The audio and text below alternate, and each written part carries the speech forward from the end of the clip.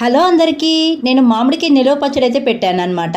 ఇంక ఈ ముట్టుల్లో కొద్దిగా ఇంకా గుజ్జు ఉన్నిందనమాట. ఇంక వేస్ట్గా ఎందుకు పడాయని చెప్పేసి ఈ ముట్టులో ఉండే గుజ్జంతా తీసి పక్కకు పెట్టుకున్నాను అనమాట. ఇలా జూరి పెట్టుకున్నాను. ఇంక దీన్ని కూడా అయితే నిలువ పచ్చడి అయితే పెట్టేస్తున్నాను. ఉప్పు పసుపు వేసి బాగా కలిపేశాను అనమాట. కలిపేసి మూత పెట్టి ఒక రోజంతా అలాగే వదిలేసాను. ఆ నెక్స్ట్ డే అనమాట కొంచెం ఆవాల పొడి, మెంతు పొడి, తర్వాత రెడ్ చిల్లీ పౌడర్ వేసేసాను. కొలతలు లేని మామిడికాయ పచ్చడి వేసి చేత్తోనే బాగా కలుపుకునేసానండి.